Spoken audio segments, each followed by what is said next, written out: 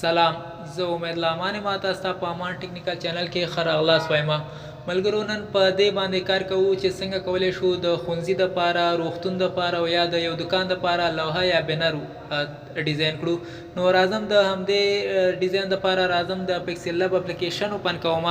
کله مې چې پکسل لب اپلیکیشن اوپن کړو، دلته راځم ورته د ایمیج سایز انتخابوم چې په کومه اندازه کې موږ دغه لوحه جوړو. دا په 1280 او دا بل ورته انتخابوم 640. په دې اندازه کې زه غواړم چې لوحه ډیزاین کړم. دا به له دې ځایه لرې کړې. دلته ورته زه یو بل رنګ انتخابوم. زه ورته دا رنګ انتخابوم. راځم لیکل پرې کوم. زه غواړم د یو موبایل فروشۍ دپاره لوحه ډیزاین کړم. زه ورته لیکم چې ننګرهار موبایل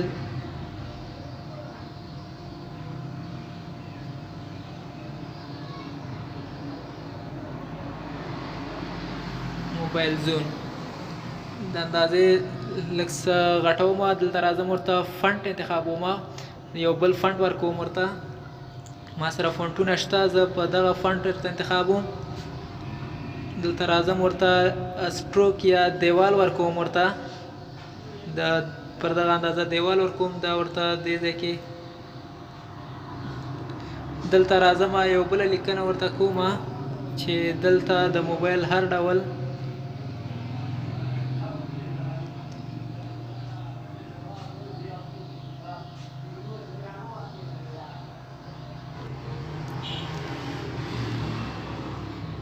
له دې نه یو کاپي بله مخلم لیکنه ورته پکې بدلوم. نور لیکل پکې کوم. فلش ورپسې لیکم چې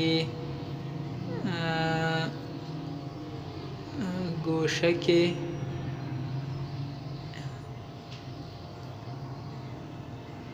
MP3 او داسې نور شیان په مناسب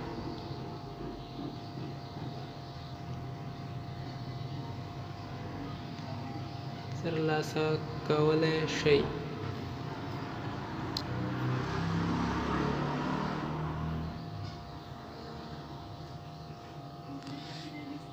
په دې ځای کې یو عکس ورته راوړم. دا عکس ورته زه انتخابوم.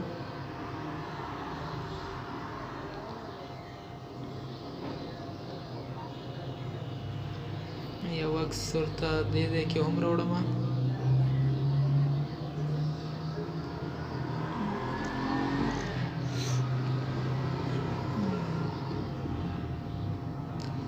دې ځای کې له یو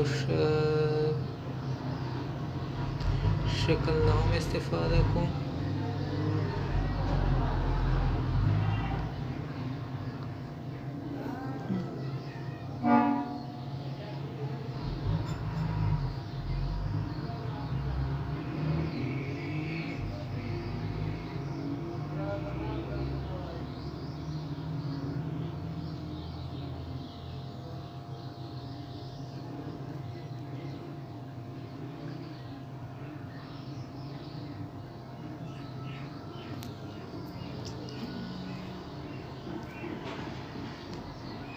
موبایل نمبر لیکم چې 0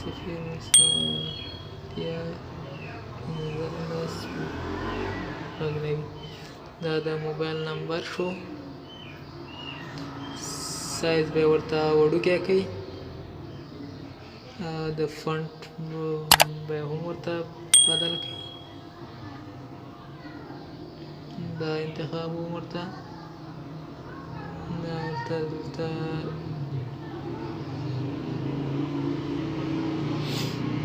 دلته غواړم نور عکسونه ورسره هم راولم. راځم، ما سره تیار PNG فارمټ کې عکسونه شته دي. دا عکس ورته راوړم.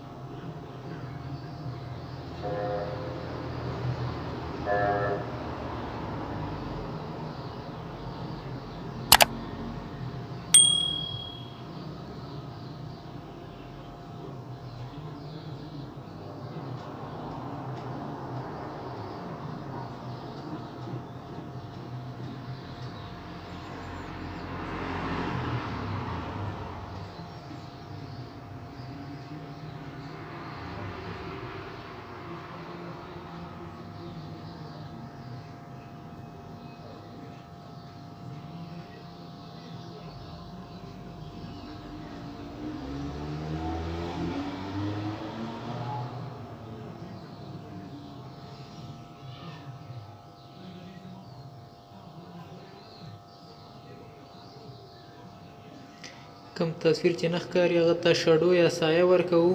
په سپین رنګ کې سایه ورسره صحیح راځي. د تصویر ته هم لږ سایه ورکوم.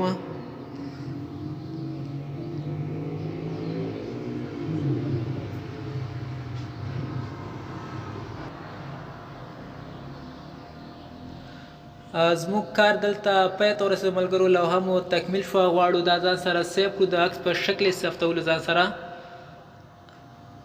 ملګرو دا وه د نن ورځې ویډیو. هیله ده چې د خوښې وړ مو ګرځېدلې وي. د نورو ویډیوګانو لپاره زما چینل سره حتما سبسکرایب کړئ تر څو زه تاسو ته ښایسته ښایسته ویډیوګانې ترتیب کړم.